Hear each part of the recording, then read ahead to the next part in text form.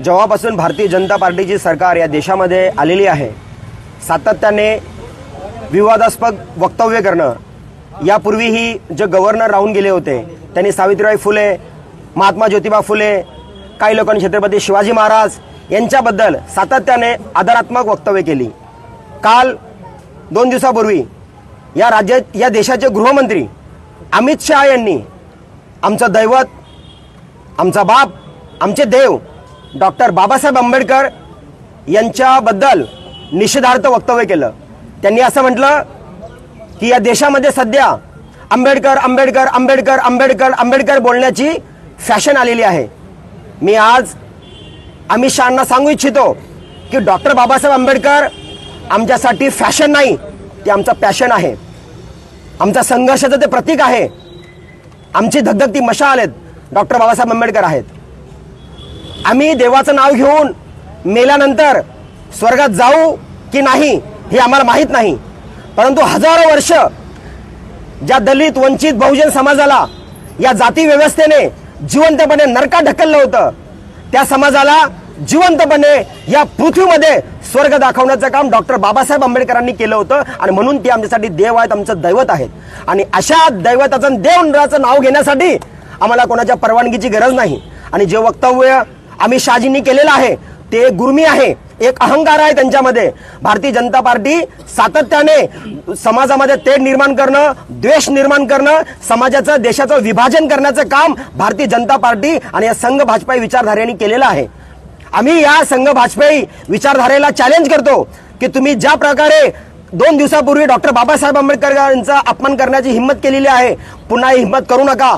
या देशातले आंबेडकरी समाज, दलित, वंचित, बहुजन, SC, ST, OBC मायनॉरिटी जर एक झाले तर तुम्हाला पळती भुई कमी पडेल, तुम्ही या देशात राहण्याच्या लायकीचे राहणार नाही। सातत्याने म्हणण्यात आलेलं आहे की तुम्ही जे RSS, जे संघ भाजपाई आहात, तुम्ही खरंच भारतीय आहेत की नाही, म्हणून तुमचा जो DNA चेक करण्याची वेळ आलेली आहे, जे तुम्ही या देशात राहू नाही, या देशाचं खाऊ नाही, या देशाचे तुकडे करण्याचं काम भारतीय जनता पार्टी करते। आम्ही आज ओमी कलानी यांच्या मार्गदर्शनाखाली, पंचम कल्याणी यांच्या नेतृत्वाखाली राष्ट्रवादी काँग्रेस पार्टी, शरदचंद्र पवार गटाचे सर्व इथे माजी नगरसेवक, मुख्य पदाधिकारी, सर्व कार्यकर्ते उल्हासनगर महानगरपालिकेच्या प्रांगणामध्ये डॉक्टर बाबासाहेब आंबेडकर यांच्या पुतळ्याच्या खाली आम्ही मूक निदर्शन इथे करीत आहोत। आणि या राज्य सरकारचा, या केंद्र सरकारचा, या अमित शहांचा आम्ही जाहीरपणे निषेध करत आहोत। आणि अमित शहांना आम्ही सांगू इच्छितो की तुम्हाला आंबेडकरी जनतेची, या भारत देशाची, या सर्व अनुयायांची माफी मागावी लागेल। आणि जर तुम्ही माफी मागितली नाही तर ही तर फक्त चिंगारी आहे, हे जे आंदोलनाची आग संपूर्ण देशामध्ये पसरेल आणि तुम्हाला सत्ता सोडावी देखील लागेल। ही वेळ तुमच्यावर येऊ नये तर तुम्ही डॉक्टर बाबासाहेब आंबेडकरांना मानणाऱ्या प्रत्येक भारतीयाची माफी मागा आणि पुन्हा हे वक्तव्य करणार नाही याची खबरदारी घ्या।